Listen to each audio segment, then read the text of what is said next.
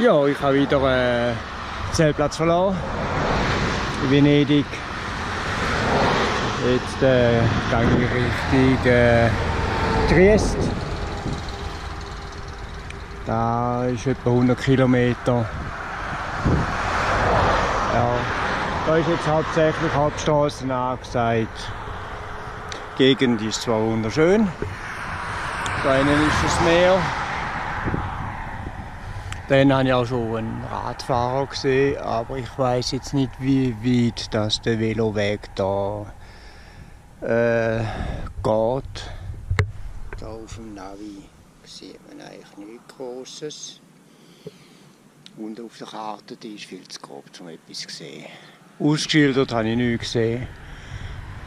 Ja, aber heute ist so Kilometer machen angesagt.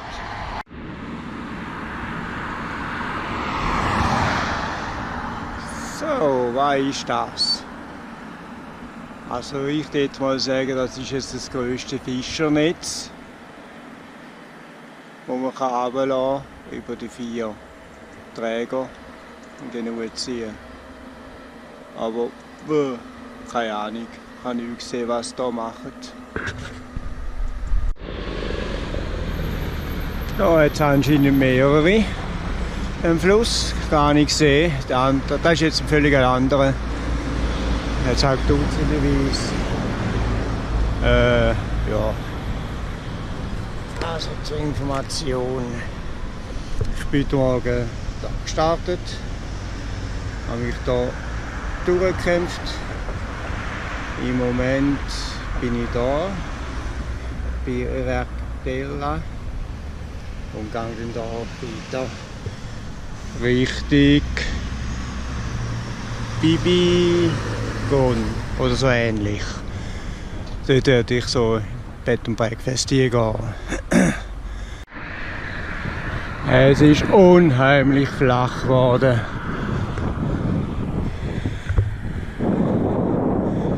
Wohin man sieht, überall nur flach.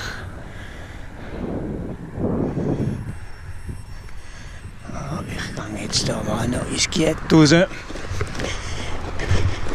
Mein drittes Frühstück oder das zweite Mittagessen nehmen.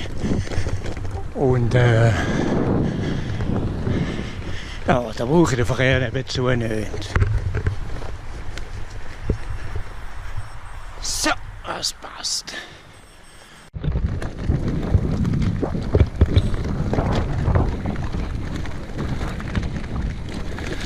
Kurz vor Bibone, jetzt da wieder so ein Fluss, Seedelta, wo man da wieder einen Veloweg draus gemacht hat. Das ist zwar ein bisschen holprig, aber auch wieder schöner wie die Hauptstraße. Und habe noch genug Zeit. Ich muss ja nicht gerade auf die 2 im nächsten Ort in den See.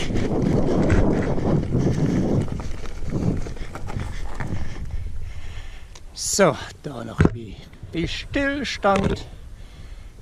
Da ist die wunderbare Gegend. Und ich geniesse noch die letzten Sonnenstrahlen. So, die letzten sind es nicht, jetzt ist etwa 2:30. Und ja, da haben wir minimum noch 3 Stunden Zeit. Einer von diesen 1000 Seitenarmen von dieser Lagune, die ich jetzt hier wieder überquere. Der hat mehr oder weniger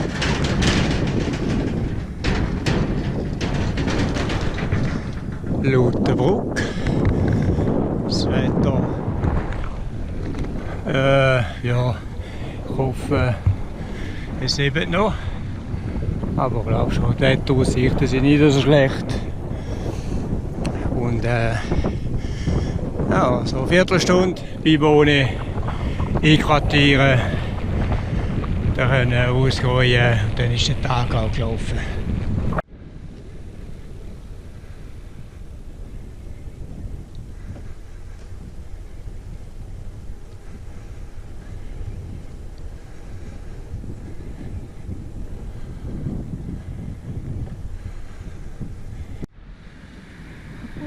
Ziel erreicht.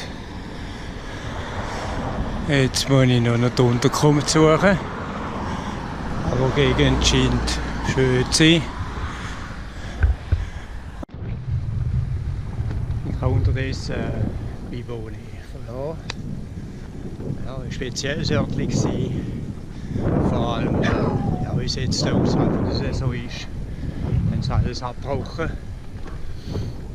Strand, alles zurückgebaut. Läden, Restaurant, Hotel. Die meisten sind zu gewesen. Aber der Strand war immer noch da gewesen. Das Wasser war zwar ein bisschen kalt gewesen.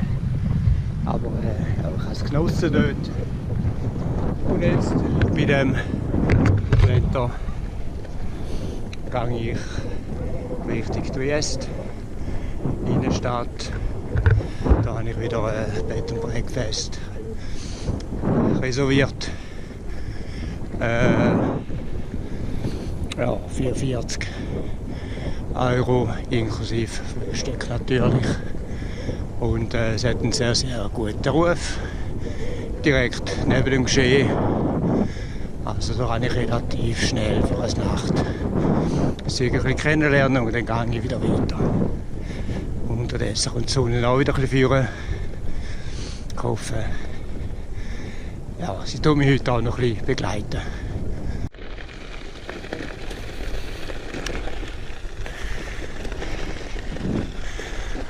Einfach nur zum Geniessen. Auch wenn es noch geradeaus geht und holpert. Es ist einfach schön so zum Fahren. Die Sonne ist jetzt auch vorgekommen. Die Vögel sind auch am Umeinanderfliegen. Ja, kann man so richtig den Tag geniessen.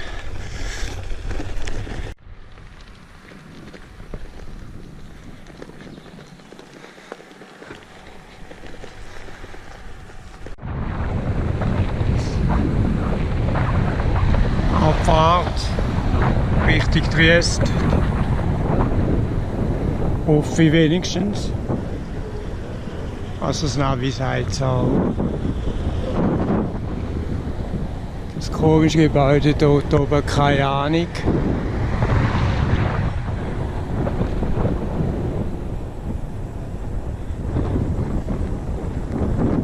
Da unten sollte ich noch Triest sehen. Schön in den Hügeln verbaut.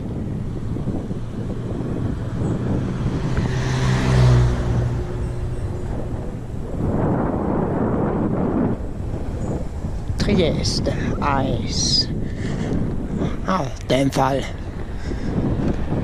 So fest verfahren habe ich mich jetzt auch nicht. Ich habe zwar mich ein bisschen unterschätzt mit den Varianten. Ich wollte noch Bergvarianten machen. Aber die musste ich abbrechen.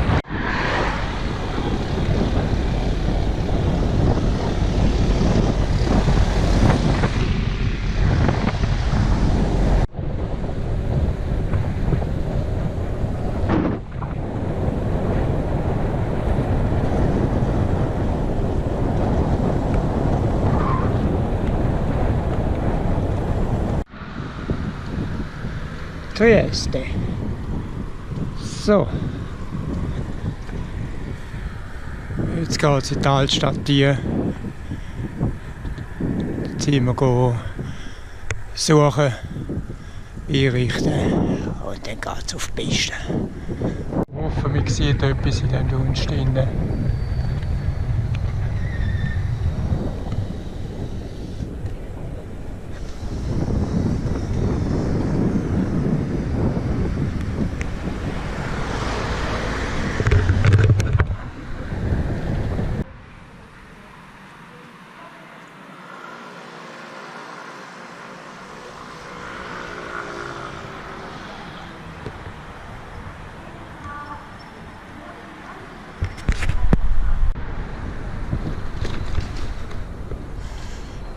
Ich habe jetzt Triest verlassen.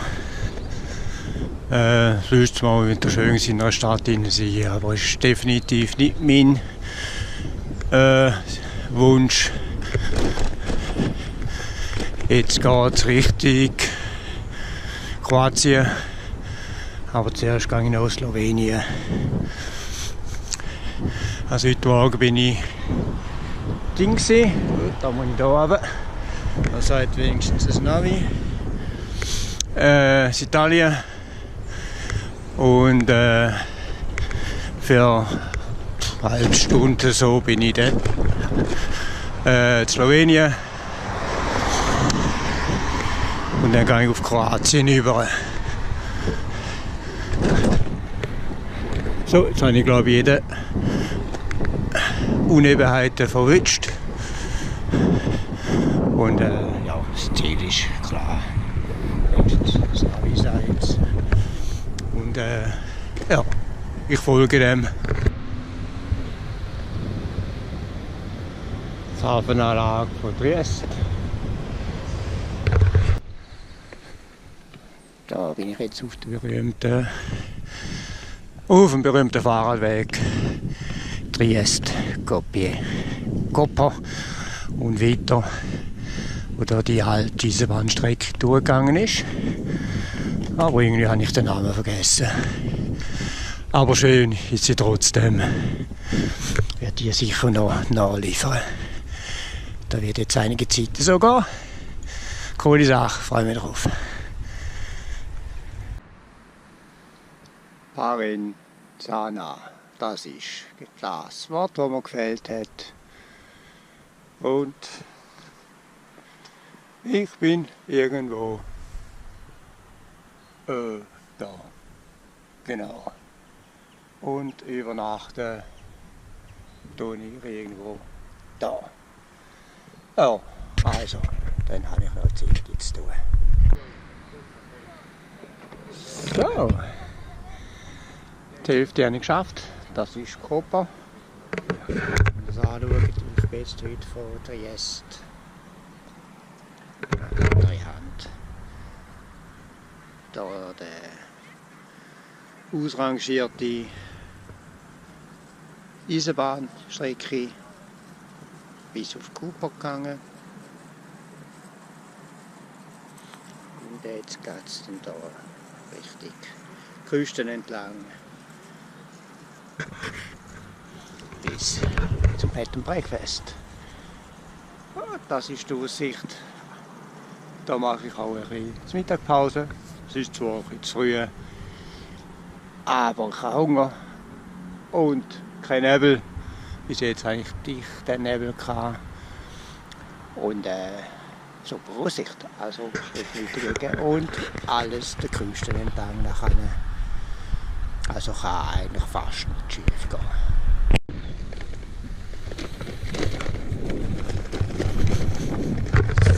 So. Es ist ein bisschen holprig, aber dafür super schön.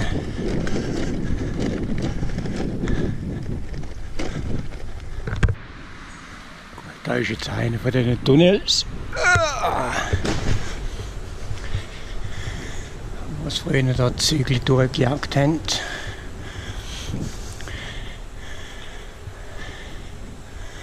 Es ist nicht mehr kühler wie draussen, aber nässer.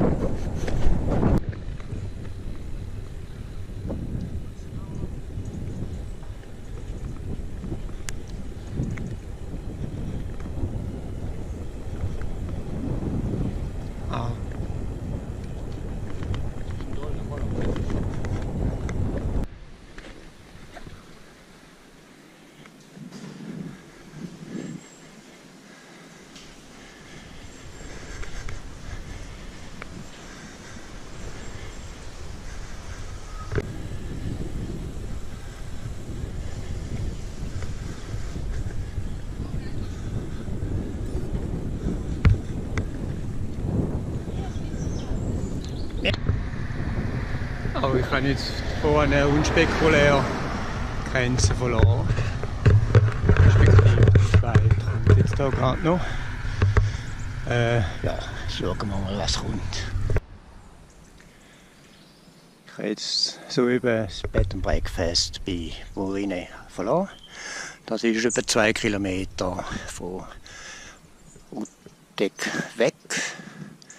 Und jetzt gehe ich dann hier runter, Loagrit.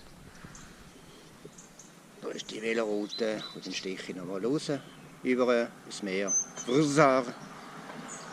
Da geht es wieder retour. Die andere Seite auf Rijeka. Aber das ist dann erst morgen, respektive übermorgen.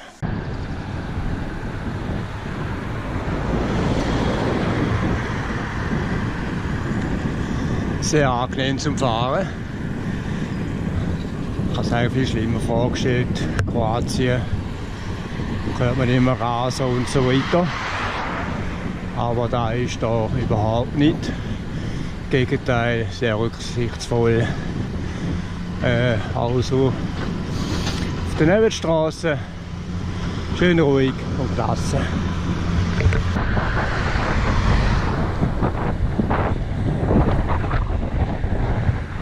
So.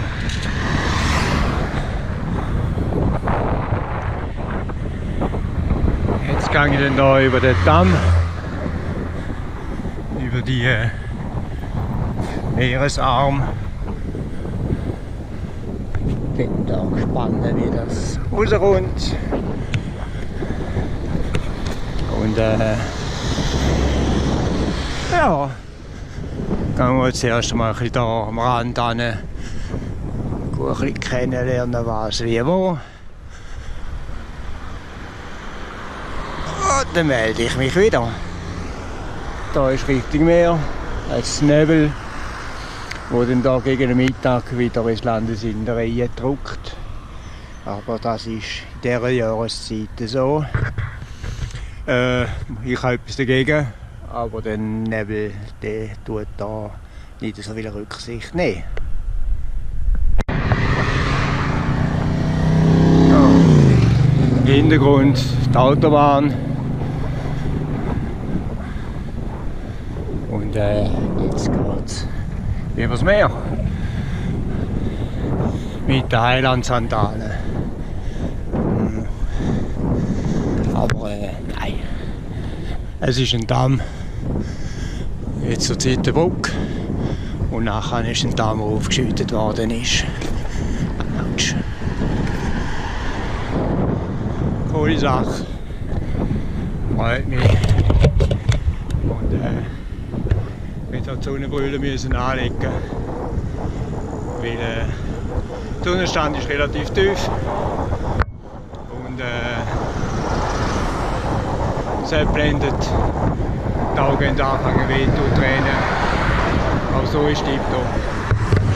Also, die Richtung ist gehen.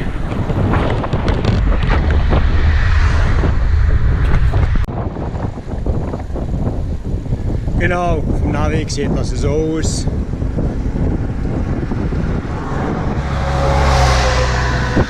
Und in Wirklichkeit sieht es so aus. Der Verkehr macht einen riesen Bogen um mich herum. Ich habe nicht einmal das Blinklicht, aber super zum Fahren, auch in der Hauptstraße.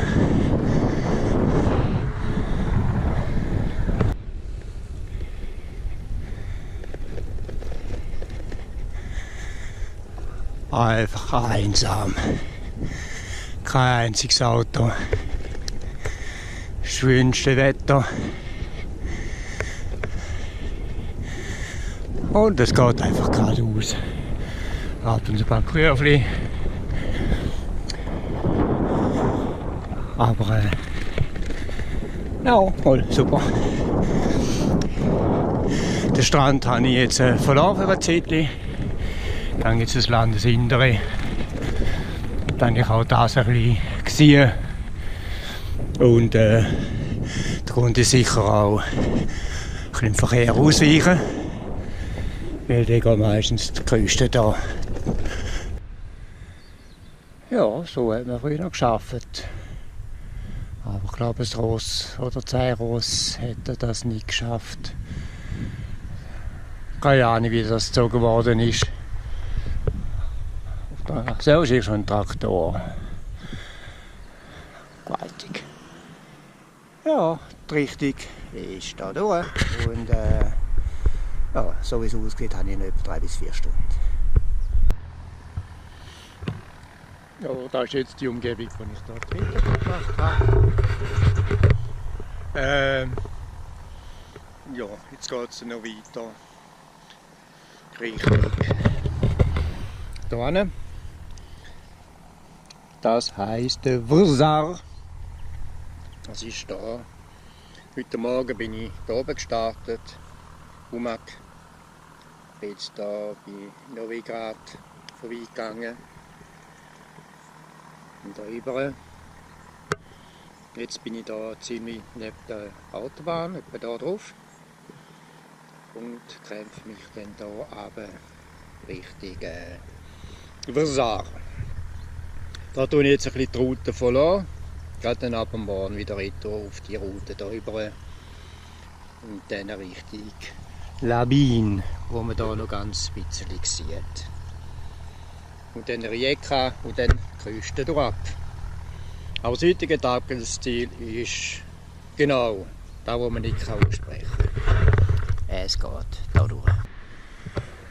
Also, jetzt so eben Vrzar verlassen. Ein schönes Städtchen direkt am Meer. Ja, Nacht in einem Hotel verbracht. Es war billiger wie das Bed and Breakfast. Es hat sogar noch eine Hallenbar gehabt.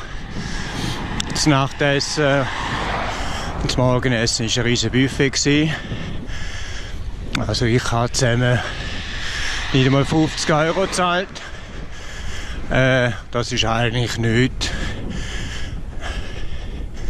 Ich habe schon für das Bed and Breakfast irgendwie um 60 € gezahlt. Ich habe einiges weniger bekommen. Und jetzt mache ich mich auf den Weg nach Labin. So wie ich gesehen habe, die letzte Station, bevor das Tügel anfängt, wo bis so irgendwie 1000 Meter hochgehen. Aber so genau weiß ich es noch nicht.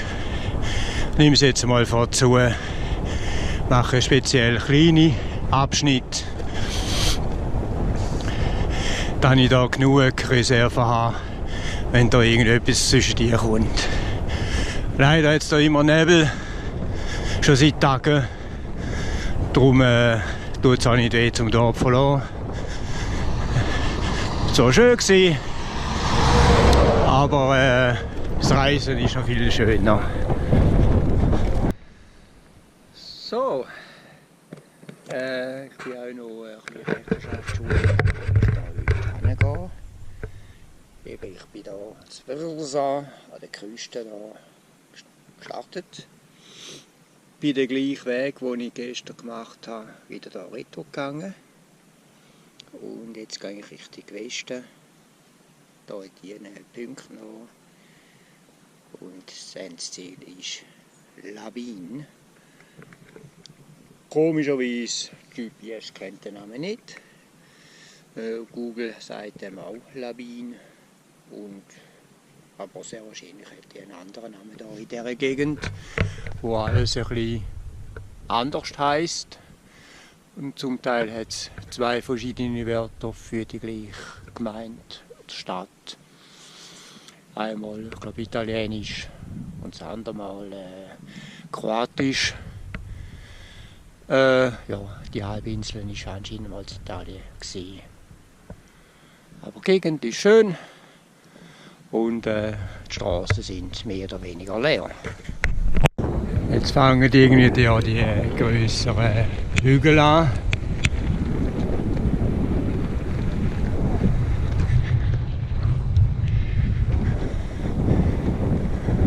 Da hat es eine Burg dort drin. Also Ruinen besser gesagt. Ja, von dem her gibt es jetzt ein bisschen mehr Hügel.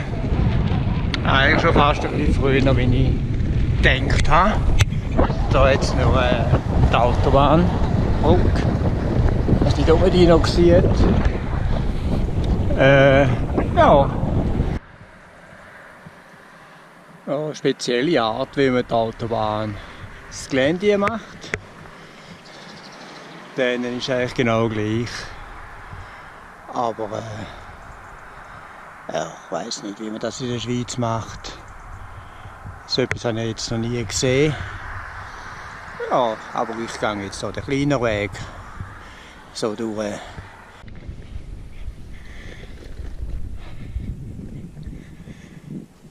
Einfach nur herrlich. Schon jetzt eine Zeit lang nichts wie Natur. Ganz fein, so ein Auto. Aber sonst nichts.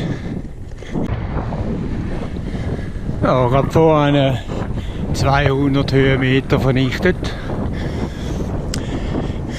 Jetzt bin ich wieder auf 25 Meter unten.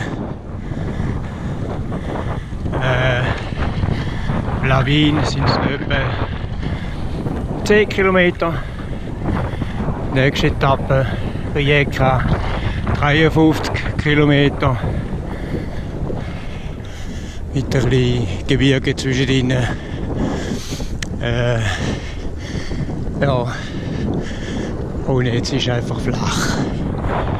Aber ein schöner Tag war, abwechslungsreich,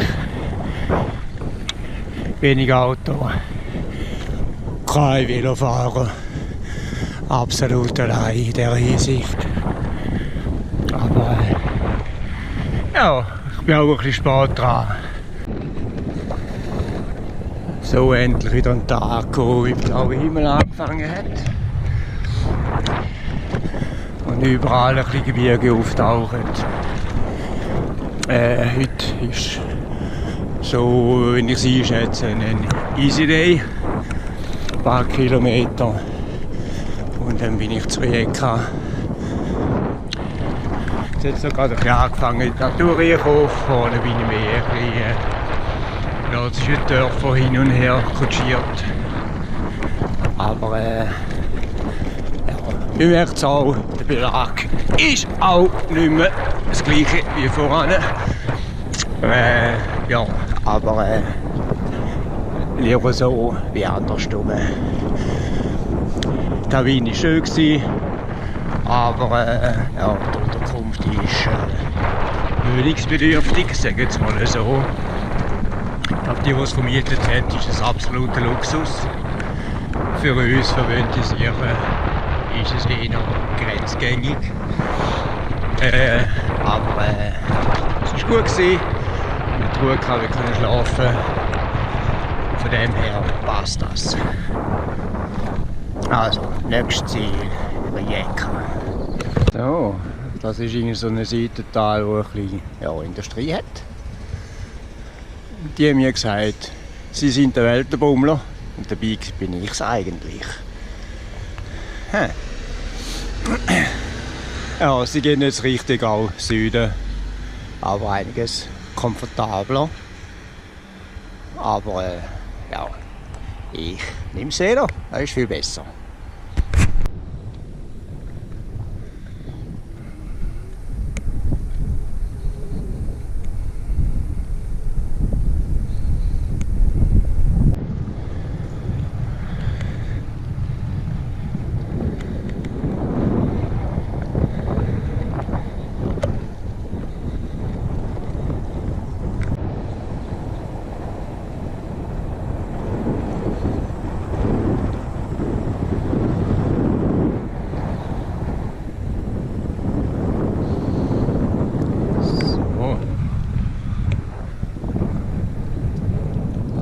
Da, wo die meisten Leute träumen davon. Einsam, Absehen, die wunderbare Landschaft. Und man lebt Meer entlang. Am Meer habe ich gesagt. Ja, es kommt dann wieder.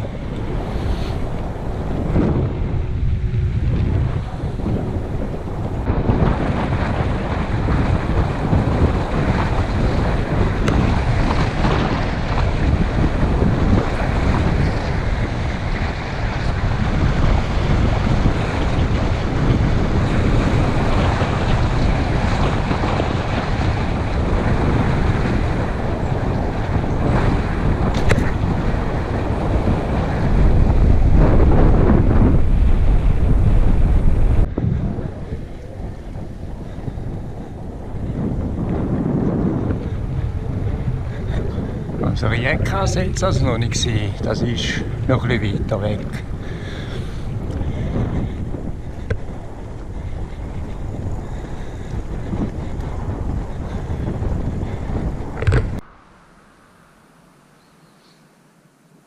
Da sieht man jetzt schön, wie sich da die Straße langsam da führen kämpft. In die Ortschaften hier. Da ist der Seitenarm, wo ich da rausgekommen bin. Hier jetzt noch zur Information. Lawine, da müsste etwa da hinten sein. Ich habe mich da jetzt durchgekämpft. In den Aussichtspunkt führen. Und jetzt bin ich irgendwo da in dieser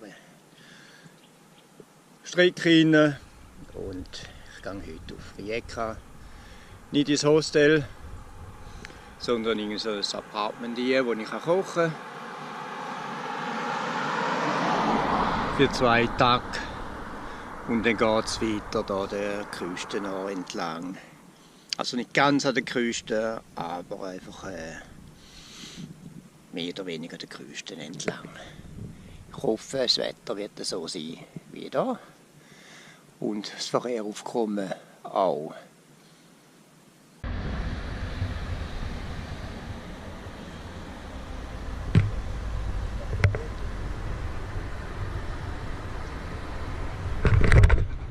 Gut, das ist jetzt mein Ausblick aus meinem Bed and Breakfast, wo eigentlich das billigste ist, fast das billigste. Schweiz die Rijeka und eben direkt am Meer mit all diesen Vor- und Nachteilen. Also sprich in der Nacht ein bisschen Lärm, Putzequipe dann ein bisschen später und am Morgen früh dann wieder ein bisschen Verkehr. Aber das nimmt man gerne in Kauf. Ich habe hier ein super Zimmer. Ich kann mich hier schön einrichten. Bequemes Bett. Fenster, die dicht sind. Ja, Fernsehen brauche ich nicht, aber das hier, das Velo, da hätte jetzt auch im Zimmer bleiben können. Nicht, weil es irgendwie gefährlich wäre draussen oder so. Aber dann ist es bei mir. Niemand ist in der Verantwortung. Und ich kann es natürlich als Kleiderständer nutzen. Ja, meine Sachen sind einfach da so ausgebreitet. Es könnte lüften. Und da ist ein Bad mit einer super schönen Dusche, das Lavabo, das WC. Ja, jetzt bleibe ich noch einen Tag da, genieße noch die Stadt. Ja, und dann geht es weiter Richtung Osten. Also, ich habe jetzt Rijeka verlassen. Ich war 2 Nächte da. Es war jetzt ja, genug gewesen. Da bin ich jetzt ein bisschen im Hinterland drin. Da ist die neu erstellte Autobahn, die die EU finanziert hat vor etwa 5 Jahren. Und nebenzu ist diese Bahnlinie. Und mein Ziel ist jetzt auch von Rijeka. Hier nicht ganz der Küste entlang, aber ein bisschen im Landesinnere. Ein bisschen runter. Heute ist ein langer Tag. Ich bin gespannt, wie es geht. Auch schon von den Höhenmetern her. Ich rechne etwa mit 100 Kilometern. Und das Wetter ja, sollte nicht besser werden. Im Gegenteil, morgen hat eigentlich Regen und Kälte. Übermorgen hat da nicht mehr Regen, aber ja, Kälte bleibt. Ja, Autobahn ist etwas Schönes, wenn man drauf ist. Aber wenn man das dann sieht, was es für Auswirkungen hat.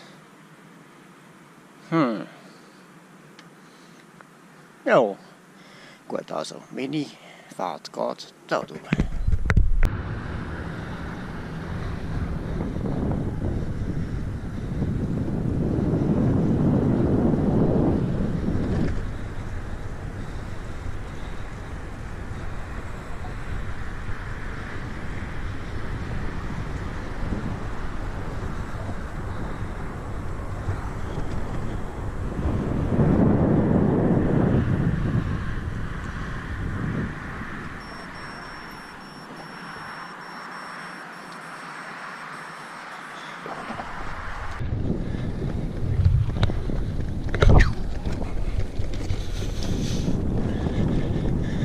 wie im Wilden Westen. Also ja, irgendwie hat schon etwas. So, das Navi sagt, ich muss jetzt hier durch. Und dann muss jetzt noch den anderen warten. Voilà. Wie nicht tun, ich habe es doch gesagt. Ha. Wilder Westen. Campingplatz finden tun. So. Wenn wir jetzt das richtig gemacht haben, können wir noch ein bisschen abschalten. Dann seht ihr da eigentlich, ja. Dann sind wir schön auf der Route oben. Oh, ich hätte jetzt nicht gedacht, also in dieser Region ist ja der Winnetou getragen worden. Also in den Witzer Seen oder so. Das ist jetzt ja, in der Nähe. Für Autofahrer natürlich. Für Velofahrer unerreichbar. Ja, fertig geschwafelt. Dadurch geht's.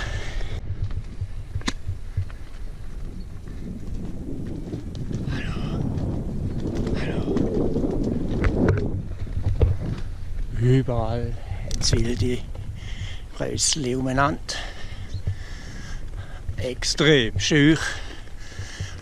Ein kleiner Klöpf. Und die Zucker zusammen.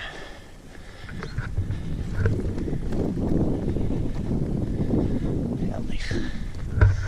Ja, ich hoffe, die Straße ist immer so. Sonst bin ich dann ein bisschen am durchdrehen. Nein, nicht so schlimm, aber jetzt gibt es ein paar Kilometer, wo jetzt da keine Hauptstraße ist, einfach nur Nebenstraße. Gut, von da bin ich gekommen. Da hinten geht's. Und so zwischendrin. Da unten ist das Meer, dort wo es ein bisschen heller ist. So ein Funkturm. Absolut geniale Landschaften. Hügel. Und natürlich, wenn ich aufnehme, es kommt ein Auto. Aber es ist auch ein gutes Zeichen für mich. Die letzte halbe Stunde habe ich keins gesehen. Es ist doch noch etwas los auf dieser Strecke. Da bin ich jetzt wirklich abseits, wo die Füchse und Häse einander gute Nacht sagen. Aber das ist ja schön an diesem Tourenzeug. Trotzdem hat es da noch ein bisschen Verkehr drauf und im schlimmsten Fall eben ein Zelt. Aber wollte ich nicht. Erstens, es ist kalt und grusig. Zweitens, es wird noch grusiger, weil es anfängt zu regnen. Und drittens, das Hotelzimmer ist gebucht. Also die 3 Gründe sind genug Gründe, um hier weiterzugehen, solange das so schön Wetter ist. Ja, es müsste eigentlich ein guter Aussichtspunkt sein, aber leider. Ja, man sieht ein bisschen etwas. Da ist die Stadt, hinten dran das Meer und vorgelagert die Hügel. Ja, ich gehe jetzt nicht dort runter.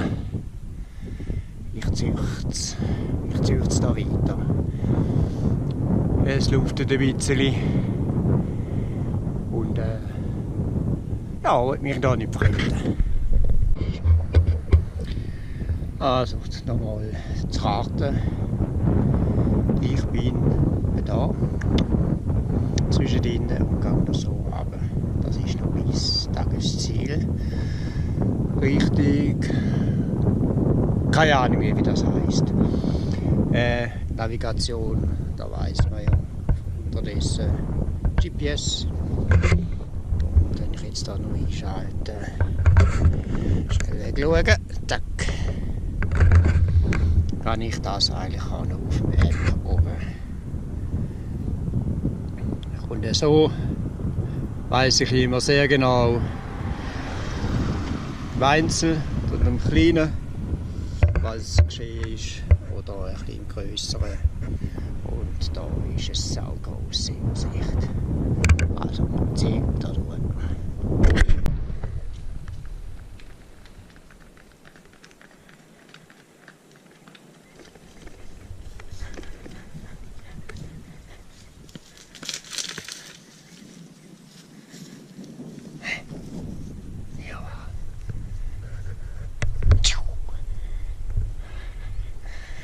Super, einfach nur schön.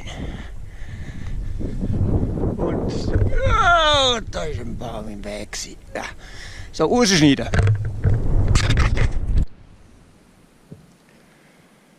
Also, neuer Tag hat angefangen. Ich habe jetzt den Ottokak, oder wie das heisst, heute Morgen verloren. Bin da jetzt ziemlich genau da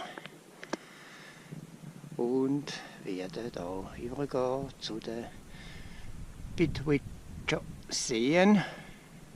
Das ist dort, wo eben der Winnetou, der Karl-May-Film gedreht worden sind, in dieser Gegend. Gestern bin ich etwa da gewesen, plus minus, wo auch so eine Gegend war. Ja, die Richtung ist da durch und die Landschaft hat sich jetzt ein bisschen verändert. Vergleichbar zu der Schweiz, ein bisschen Hügel und menschenleer. Ein paar wenige Autos. Das Wetter ist viel besser. So wie es jetzt aussieht, kommt es in der Nacht seichen. Und späten Nachmittag, am Morgen wird es schon wieder besser sein. Ja, ich bin überrascht. Wenn es dort oben schön ist, bleibe ich vielleicht noch einen Tag länger. Ansonsten verreise gegen Süden. Da habe ich jetzt noch nicht entschieden. Ich habe jetzt einfach mal für eine Nacht gebucht.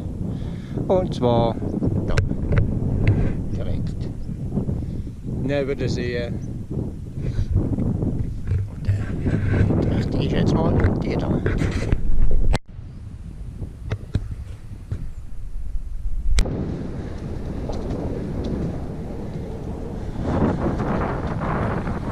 Das Fahren ist etwa eine Viertelstunde. Eins hin und her, auf einzelne Häuschen. Und das Wetter spielt mit, es macht auf.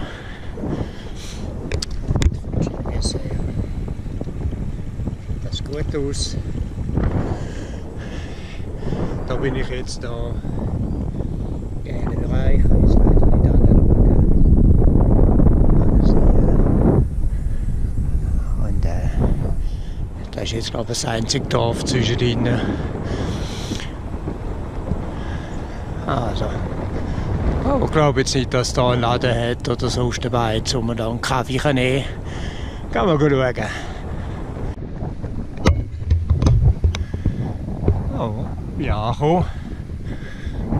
Also in dem vorgelagerten See. Also von den grossen, es hat zwei grosse, zwischen ein paar kleinere. Da ist eigentlich Fahrverbot. Aber du jetzt das einfach ein bisschen verdrängen. Erstens mal hat sie jetzt Venedig keine Leute rum. Und wie dort auch das Heavy Load Geschirr stoßen. Ist mühsam, weil überall sind Taschen im Weg. Und es sind gleich noch ein paar Kilometer. Und ja, ich glaube, das hat er so weit akzeptiert. Das ist Unebenheit. So, also, ich muss mich aufs Fahren konzentrieren. Da mache ich jetzt Schluss.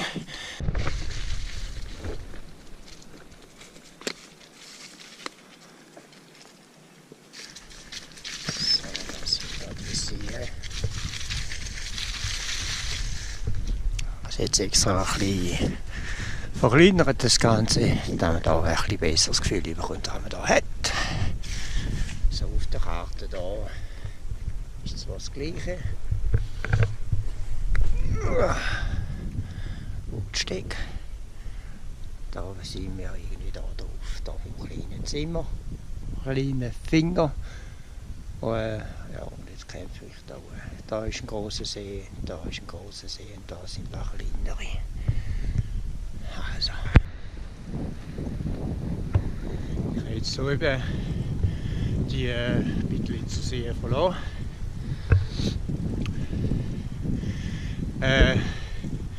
Ja, man merkt es, als Ende Saison ist. Gestern hat es ja geregnet. Und jetzt ist es einfach kalt. Ich habe jetzt Kappe müssen anlegen und dann am Helm. Die Händchen, Fischling, Fingerling, wie heisst es? Ja, jetzt mache ich mich auf den Weg Richtung Split. Ziemlich direkt. Ohne Abstecher, nichts. So dass ich schnell wieder Richtung Süden kommen kann. Gut. Der Weg ist hier durch. Und mal schauen, wie weit wir heute kommen. Also Schneewerk im Hintergrund, leider kann ich nicht fahren. Es ist Böe. Und da brauche ich beide Hände am Lenker. Also richtig Split da durch. So, dann haben wir ganz kurz die Gegend. Die Fahrt war jetzt kennzeichnet durch den starken Wind. Darum hat es sehr, sehr wenig Aufnahmen. Und darum mache ich jetzt auch wieder Schluss. Zugegeben, das hätte ich jetzt nicht erwartet. Schnee auf der gleichen Höhe wie ich bin.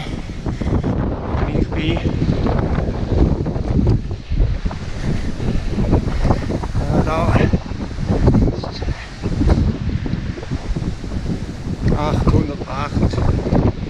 808 Meter.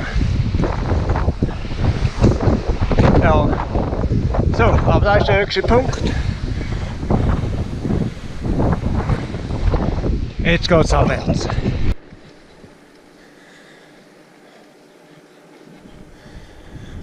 Ja, sieht es jetzt wieder wie im Wilden Westen aus. Ich bin auf der D1. So nach dem Namen an. Eine wichtige Route. Aber zurzeit sehr, sehr wenig Verkehr. Kann man aber vorstellen, während des Sommermonats ist da ein riesen Treiben da drauf. Aber jetzt, in der Jahreszeit, eigentlich tote Hose. Von dem her gut, dass ich die genommen habe. Die anderen wären viel extremer gewesen.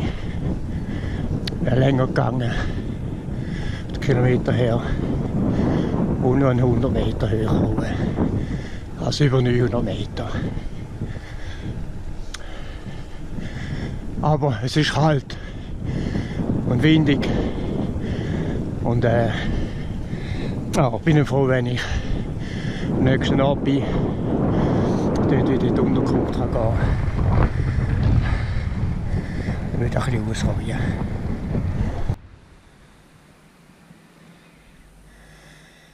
Ja, ich habe wieder mal das Dorf, Stadt verlassen, der Gratschak.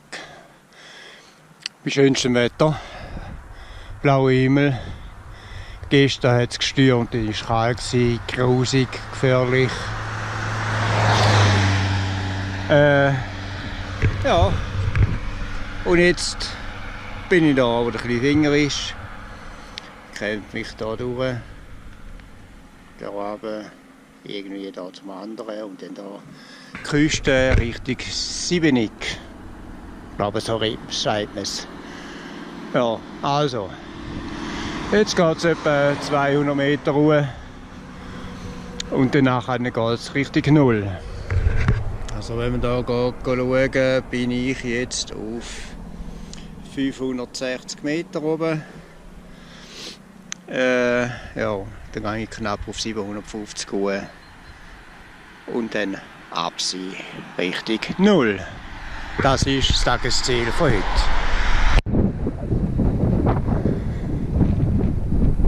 So, den Pass habe ich jetzt gemacht. Problemlos gegangen. Jetzt fahre ich da der Sonne entgegen. So sprichwörtlich. Aber einfach wieder schön langsam. Da oben ist jetzt noch ein bisschen der Wind aufgekommen. Also gemütlich, richtig abziehen. Und das Tunnel ist auch noch zum Bewältigen, aber nur ganz kleines. Gut. Kann ich nicht aufnehmen, aber es ist so gigantisch.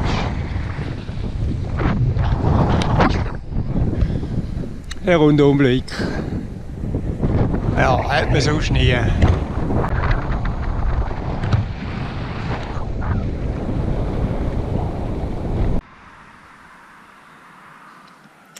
von da oben, die Straße, bin ich da so runtergekommen.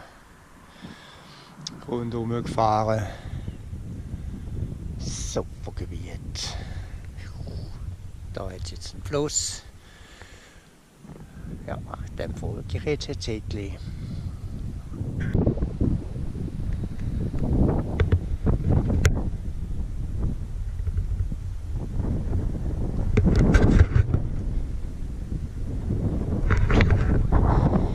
So, das war jetzt meine Aussicht. Ich hoffe, man hat etwas gesehen. Jetzt geht es definitiv absehen. Ich hoffe nicht mit mir, aber von der Höhe her. Ja, von da bin ich jetzt heute Morgen gekommen. Da ist jetzt eine Szene, Siebenig,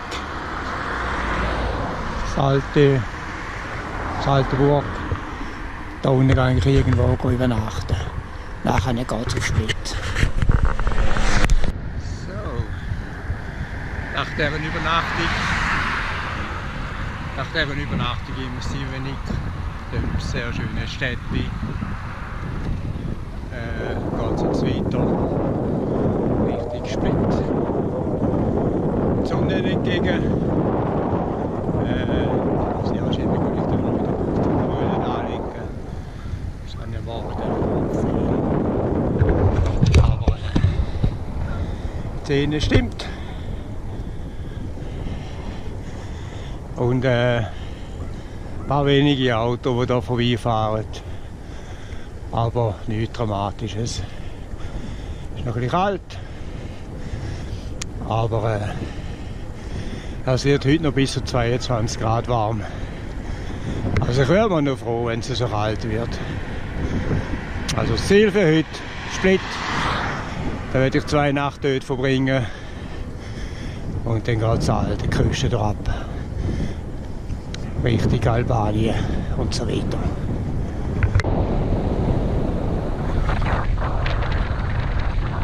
Überall auf diesen Hügeln hat es Windräder. Das sind sicher schon ein paar Tausende, die ich gesehen habe. Aber ja, Wind haben sie genug. Und von der Landschaft her ist es einigermaßen, für mich wenigstens, akzeptabel, der Eingriff. Ja. So. Nach innen Einblick in die Umgebung hier.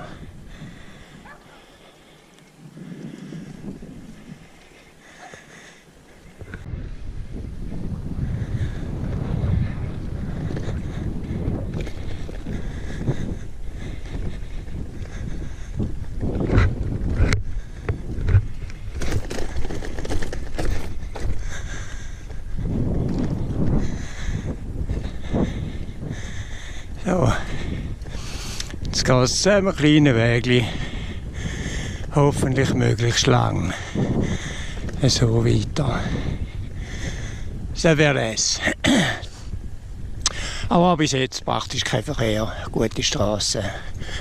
Ich habe mich gar nicht beklagen. Und das Wetter, seht ihr, es macht auch mit. Von da komme ich her und da gehe ich hin auf Split. Trauebegleiter im Hintergrund. Ja, ihr wisst es ja. Die malen kein Weizen oder so. Die machen etwas anderes.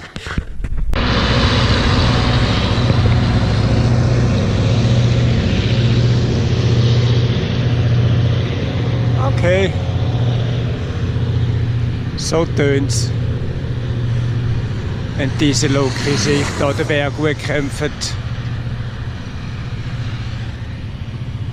Ja. Super Gegend da. Immer etwas gleich, aber gleich sehr, sehr eindrücklich.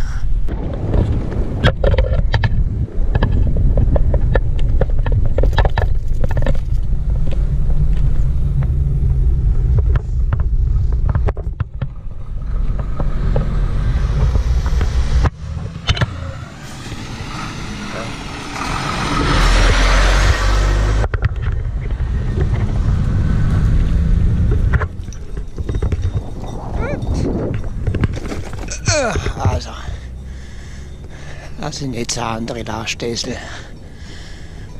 Ah, sie empfehlen, keine Last. Okay, vergessen.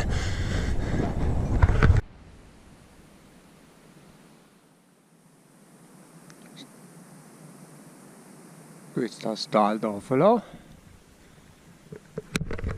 Und dann ist da richtig Split. Da oben drüber. Hinten runter. Wenn es mich nicht täuscht, sollte der höchste Punkt etwa 400 Meter sein und dann geht es absehen. Ja, also irgendwie hätte ich die Ortschaft hier nicht mehr erwartet. Aber ja, vielleicht kommen jetzt einfach mehrere Mal vor im gleichen Land. Ja, Lawine. Bin ich schon mal gewesen, aber in dem sicher nicht. Da gerade die Aussicht ein bisschen verdeckt. Ich hoffe, es kommt nachher noch der Blick aufs Meer.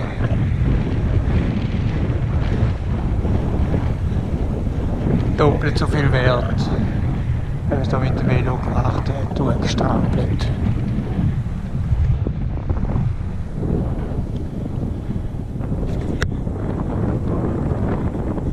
Ja, jetzt, so wie es aussieht, geht es in der Abfahrt. Richtig Meer zu und fertig.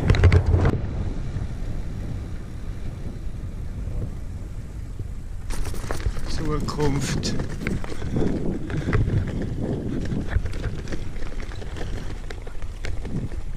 Und Stillstand. Da ist es. Juhui. Super. Von da bin ich gekommen. Da gehe ich durch. Und das Ziel ist da.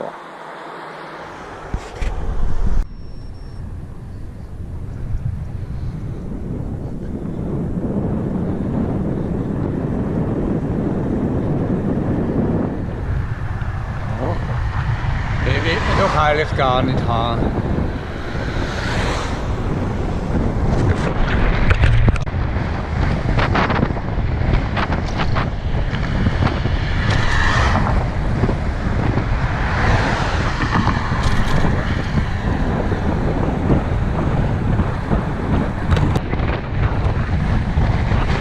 Ein Schritt wieder da.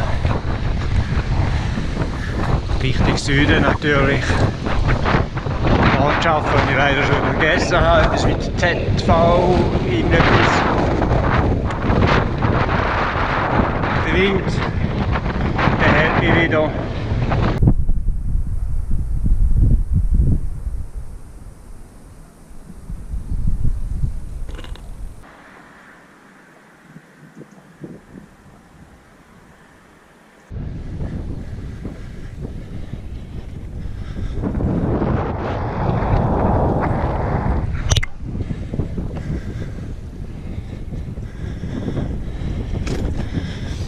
Die ganze Zeit fahre ich jetzt ein Seitental in der Ruhe.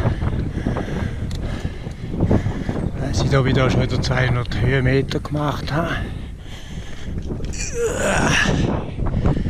Der Split ist 0. Tick, tick, tick. Ja, 258. Habe ich jetzt in der letzten Stunde und 48 Minuten gemacht. Es hat jetzt noch etwa 150 Uhr. Ist etwa bei 400 Meter ist da die Spitze da für heute. Aber schon gegen allein ist schon allein der Höhepunkt.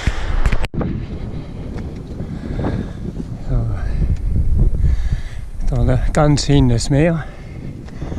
Da vorne ein Fluss. Und ich bin jetzt mit drinnen.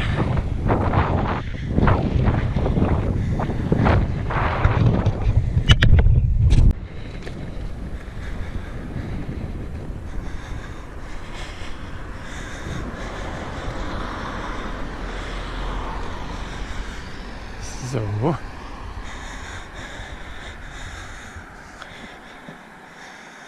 Könnte meinen, wir sind hier in der Schweiz.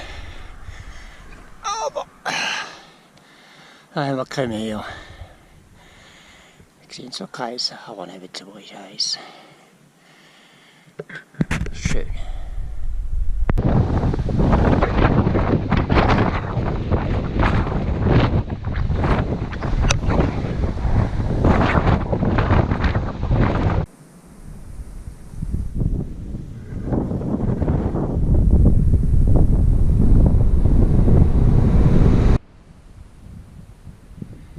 In dieser Richtung bin ich heute Morgen weg. Split habe ich da gekämpft auf das Plateau. Und jetzt geht es da durch. Auf der Karte wäre da eigentlich Split. Wäre da oben durch. Über die Autobahn. Jetzt bin ich etwa da. Übernachtet und ich da bei dem Rundumel, da hat es ein Zackwotz. Ja. Und danach geht es da wieder mal an der Küste durch das Meer. Das ist einmal der Plan. Was dann rauskommt, werden wir morgen sehen. Ich gehe jetzt so weiter. Ich schätze, ich habe noch etwa eine Stunde. Ich da mich wieder in einem Hotel einquartieren. Merkwürdiges Gefühl. Man sieht, hoffentlich sieht man es. Die Autobahn ist gerade nebenzu. Aber man nimmt sie nicht wahr. Sei es jetzt vom Lärm. Oder vom Gesehen. Es ist eigentlich genau nebensächlich. Es geht einfach da durch die schöne Landschaft.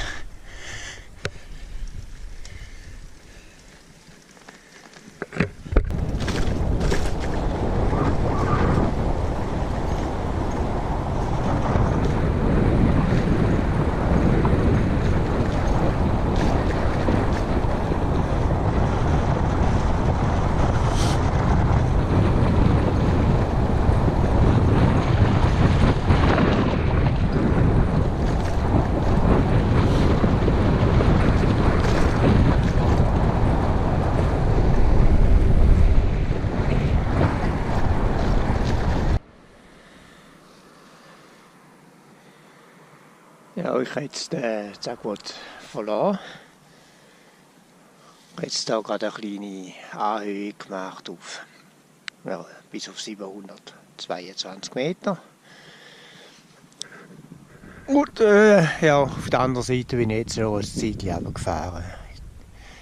Treu Begleiter immer da die neue Autobahn, aber einsam. Die Sonne scheint, also beste Voraussetzungen. Also, es ist extrem kalt.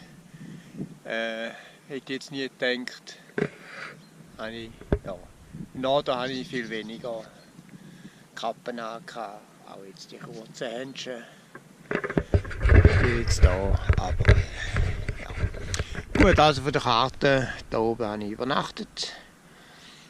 Geht eine freie Straße da runter. Und dann geht es jetzt auf Ploče.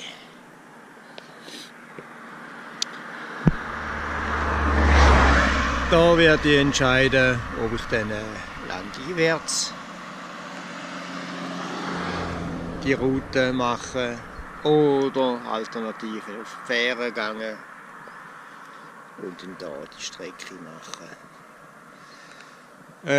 Ja, da ist eben noch Bosnien-Herzegowina, die 10 Kilometer Streifen, die sie hier bekommen haben. Albanien ist da, Kroatien ist da und Kroatien ist da, also es ist zweiteilt. Mir fehlt dann einfach ein Land, das nicht tragisch ist. Ich gehe ja nicht auf die Länderjagd, ich möchte etwas erleben. Da werde ich dann ja, heute oder morgen entscheiden, welche Richtung das geht. Darum bin ich da einquartiert, nähe vom Hafen. Und dann ja, schauen wir weiter. Aber im Moment ist der Weg da durch. Ja, durch die endlose Weiten. Von Ex-Jugoslawien. Heikölhalde. Nebenzu wieder die Autobahn.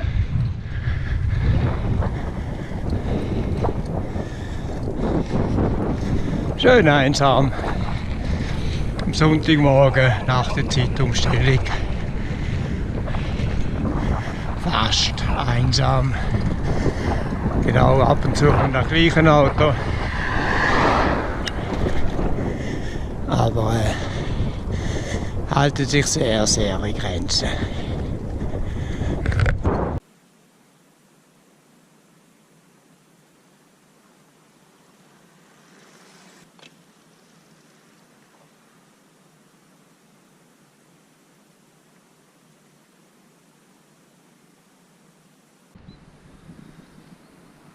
Ja, von da hinten bin ich gekommen. Da ist ein Würgewack oder so ähnlich. Über einen Zack. Und jetzt geht es Richtung Meer. Und zwar auf Ploče. Also, da durch.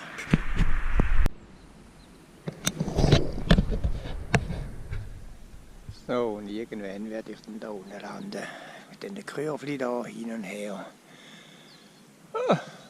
Ja, und dann irgendwie, ich glaube, verreisen richtig da durch. Ich weiss zwar noch nicht, was für eine Straße, aber sehr wahrscheinlich die da unten durchgeht. Alles andere macht nicht viel Sinn.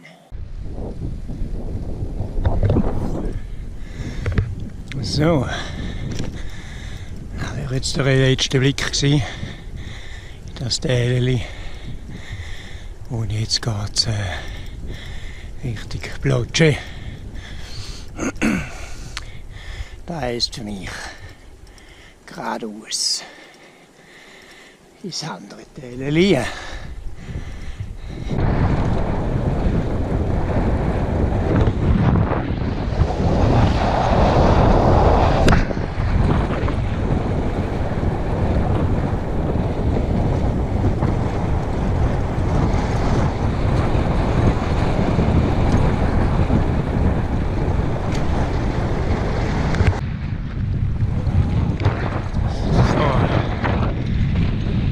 hinten ist dann mein neues Zuhause. Also wenigstens für eine Nacht. Ja. Also nicht an dem See, da ein bisschen weiter vorne.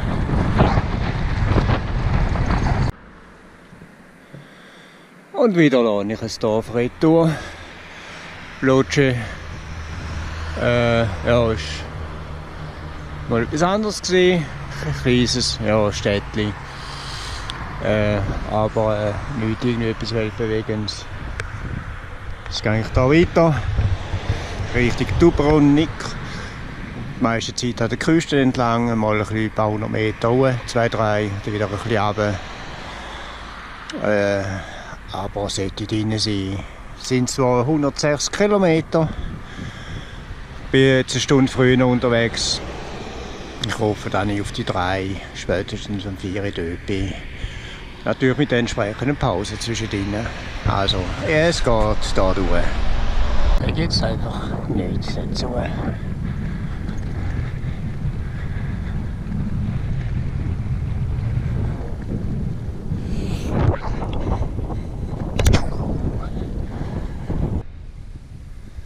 Was die hier anbauen,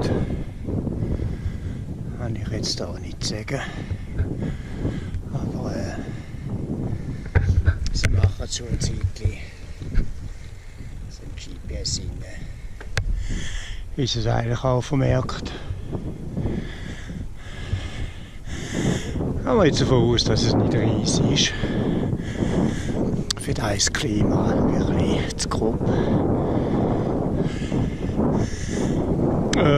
Keine Ahnung.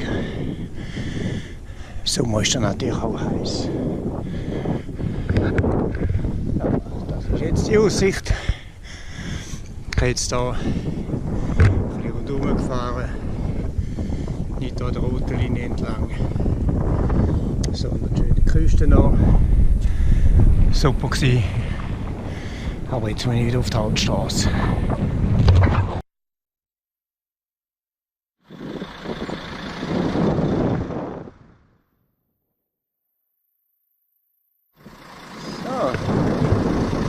Da unten bin ich gekommen, da der Veloweg, da der Ruhe. Und jetzt gehe ich dann die Hauptstraße.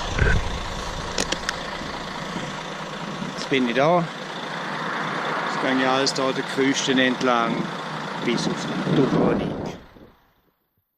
Ich hoffe, es ist alles etwa nicht so von der Landschaft her und ein bisschen weniger Verkehr. Aber es ist Montag und nicht mehr Wochenende, also ich hoffe.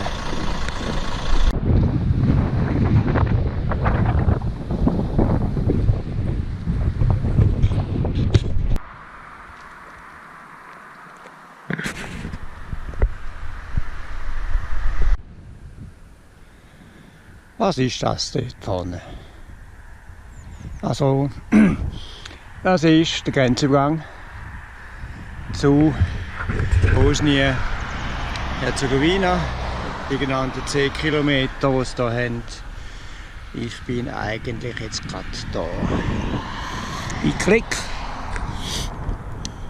und fahre jetzt hier durch Richtung Dubrovnik. Ja, das ist jetzt so vom Jugoslawienkrieg, ist das so denen versprochen worden, dass wir Zugang haben. Also, da durch. Ein Land mehr, respektive zum den Vortag noch. Ich habe jetzt hier entschieden, mich nicht hier einzulassen. Ja, ist auch ein Tag mehr. Und ich wollte so schnell wie möglich Richtung Süden. Das war eigentlich der Hauptgrund gewesen. So, jetzt geht es zum Zoll. Der Grenzübergang ist jetzt problemlos gegangen. Jetzt mal schauen, wie es denn da beim anderen geht. Aber als EU-Bürger sehe ich da eigentlich kein Problem. Bosnien-Herzegowina. Okay, Geschwindigkeit über Limite wird für mich kein Problem bedeuten. komme nicht einmal über 50. Also. Und Handy, ja, habe ich auch nicht. Das ist Neum, die grösste Stadt eigentlich da von Bosnien-Herzegowina. Es sind ein paar kleinere, aber das ist jetzt einfach die grösste. Vorgelagert die Insel, die aber zu Kroatien gehört. Da hätte ich eigentlich durchfahren oder wäre der Plan B gewesen. Aber ja, ich habe mich jetzt für diese Variante entschieden.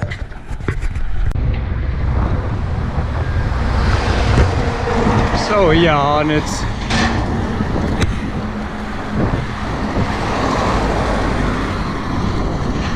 Schneller gegangen wie Österreich-Durchquerung. Ja, jetzt bin ich dann wieder in Kroatien.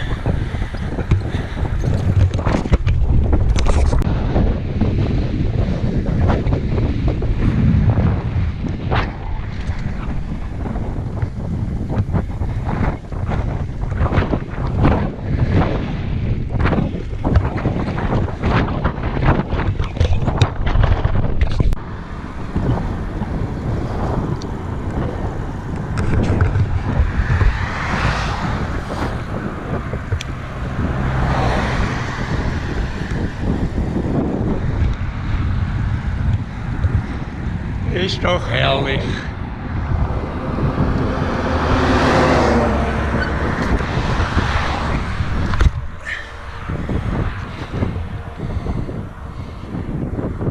So kann man es doch geniessen. Ist einfach schade. Der Verkehr ist nicht viel, aber er hat einfach Schwerverkehr. Und Velostreifen ist da nicht vorhanden.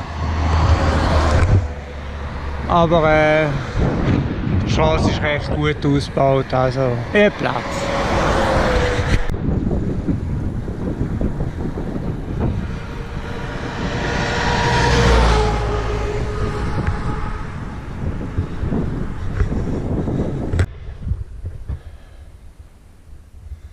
Ja, da ist Norden. Da bin ich jetzt da an der vorgelagerten Insel nachgefahren die ganze Zeit. Auf dem Navi sieht das so aus. Ich hoffe, man sieht es. Auf der Karte sieht es dann so aus. Ich bin da beim 63 und kämpfe mich jetzt da noch die letzten 2 Stunden so da auf Dubrovnik. Ja, bis jetzt ist es gut gegangen. Ich hoffe, den letzten Teil ist auch nur so. Da bin ich jetzt 4 Kilometer von Dubrovnik. Jetzt soll ich dann da den Meeresarm da vorne überqueren, über die Brücke. Und da hat es dann noch ein paar kleine Schiffe da, die da ankern. Warten für Kreuzfahrten, die dann da rausgeht. Das offene Meer irgendwo in der grossen, weiten Welt. So, also, ich gehe jetzt einfach mal da durch, ganz klein mit dem Velo und nichts Grosses. Ja, jetzt nochmal in aller Ruhe. Da ist ein schöner Platz, wo man alles sieht.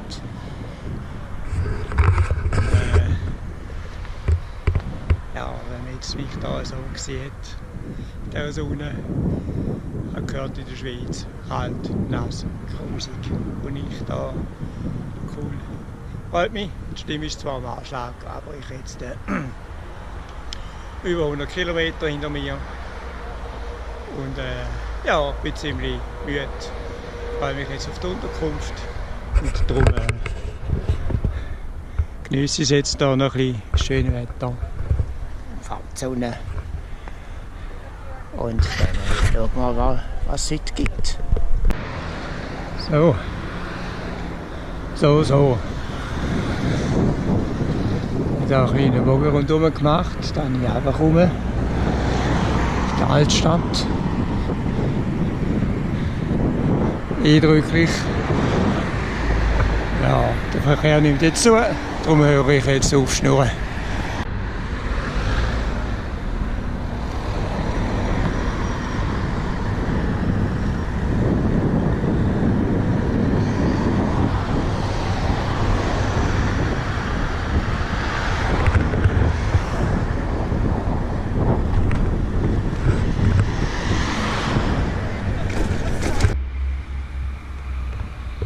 Ja, da ist jetzt so die Stadtbefestigung von Dubrovnik. Die werde ich dann nicht, glaube morgen oder so anschauen. Aber jetzt bin ich erst am Weg